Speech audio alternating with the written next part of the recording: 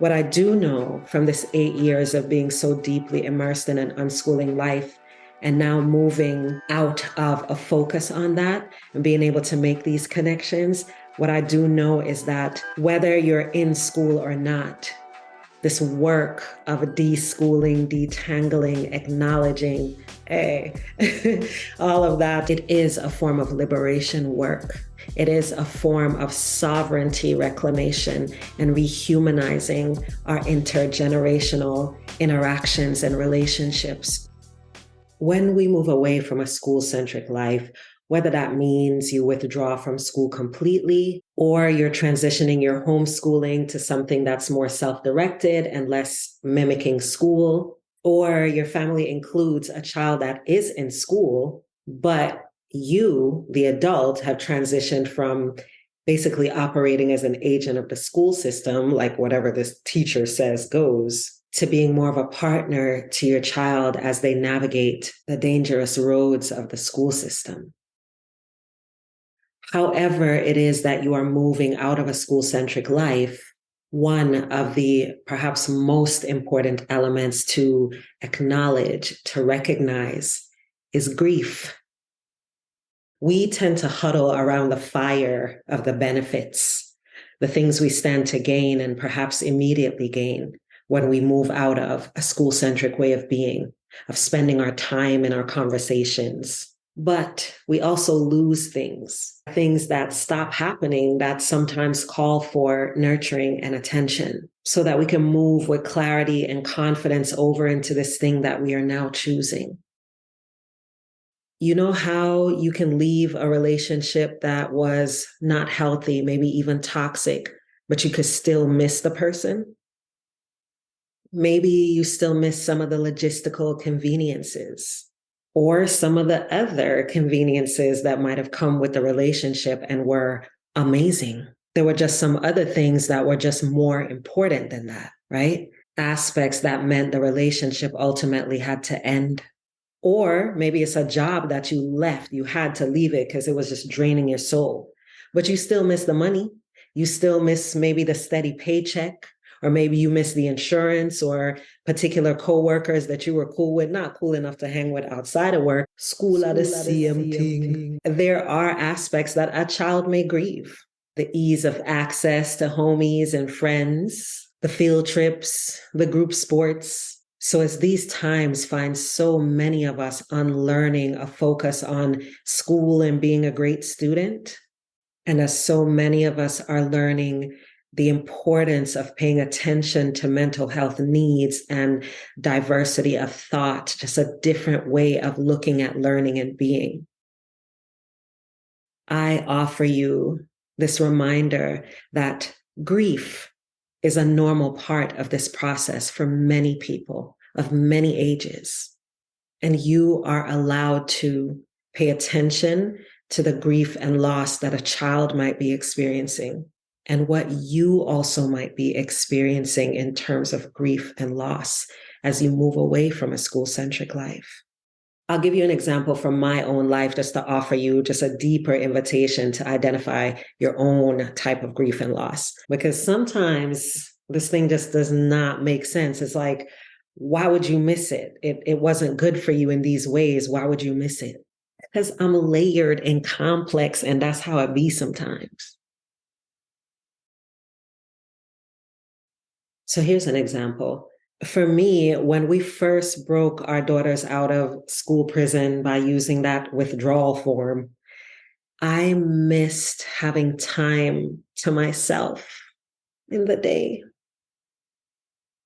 Depending on what time I woke up each morning, I'd have at least 4 solid hours to myself every weekday. And I've always been an entrepreneur, whether it was on the side or full-time. So my creative process was very much tied to having big blocks of time to myself each day as well. So it wasn't just about free time. It was also about time to create and produce around my entrepreneurial efforts. And so when that changed, because we removed them from the foolishness, I missed that. I grieved it. but not outright, not even consciously, because I think I didn't know that I was allowed to. I was just rushing into the next steps because there was no model for this that I was aware of. And I didn't want to, like mess up my kids or whatever. And Chris and I thought like that at the time. And so we were just rushing into what to do next. And I remember at that time, sometimes being just like real funky, real with Marley and Sage sometimes because I felt like my free time was up. It was over. I would feel knots in my belly, like instinctively. I remember we had a cat at that time. Shout out to Zion. And he knew when Marley and Sage were coming home. He knew when the school bus was about to arrive because he liked to pounce on Sage when she got in the house. So wherever he was, whether he was like upstairs in their playroom or somewhere else in the house, whenever it was time for the school bus, he would run. You would hear him scampering across the floors to position himself just so that when Sage came through the door, he would pounce on her. And like, I don't know, that might have played a role in the just like me knowing when they were about to come home and having my own type of anxiety. I would just have knots in my stomach and my chest. And like Zion, I had this like stance, I knew that when they came in, they were going to need something to eat. And I would prepare it a little bit before, and they might want to talk about this thing. And then they have homework. And then I'm going to just all the things. And so it just sends me to this space of realizing that as much as I was so grateful that their dad and I finally like understood the need to respect what they were asking for, which was to leave school, as much as I valued even back then the fact that we were able to do that, I still missed the time. It was a significant loss. And it felt like a significant loss of something that was important to me. Didn't mean I didn't love my babies to the moon and back. Didn't mean I didn't love having them at home sometimes, just hearing them move about the house and do their thing. It was a both and situation. I was happy for them, happy for our family. And I also grieved, if even subconsciously, but certainly in my body and in how I was treating them at times. I grieved the loss of my time. So that's my example. What's yours? Maybe you're really in touch with what grief looks like for you as you move away from a school-centric life. Let me know. Like I'm actually asking you. Drop a comment, message me, let me know. So once you've named it, right? Once you've named the grief or the sense of loss, perhaps one of the next questions is, what do you do about it? What do you do with it? What will you do now that you've named it, now that you've admitted it? Here's what you can do. To acknowledge the harm that's happening, to detangle and deschool yourself from it, and to establish different connections, right? Acknowledge harm, detangle yourself from it, and establish important connections. And let's break that down. So acknowledge harm. You make really present, you write down or voice out why it needed to happen. And you likely already know why you needed to move away from the school-centric life, but doing it for this process brings it all into this space so that you could really chip away at it slowly, surely, with real intention. So that's the first step. You acknowledge the harm that was done. You moved away from the school-centric life for this reason, and here are the things that you are experiencing a sense of grief or loss around, or a child in your life is experiencing a sense of grief and loss around. And then the next step is to begin to detangle yourself from the stories. Oh my God, now that they're at home all the time, I won't have any time to myself. It's not actually true. There are things that you can do from a more self-directed space, like being in community where you develop trust with people that can take your kids to different events or spend time with them, or you can learn how to be available for your child without sacrificing all of what you need. So one of the ways that I learned eventually to do that is that I would take Sage to the park for a group play date, and I would meet the parents that were there, and I would set Sage up where she wanted to be set up. And then I would put my headphones on and be close by doing my thing, maybe with my phone as well, or a book. So I didn't automatically assume that I needed to engage with the parents and sit and talk to them while Sage was doing what she needed to do to be connected to other, her peers. I could still do something for myself while I was doing something for her. When they were in school, I didn't even have the time to think like that because I was just moving through different things.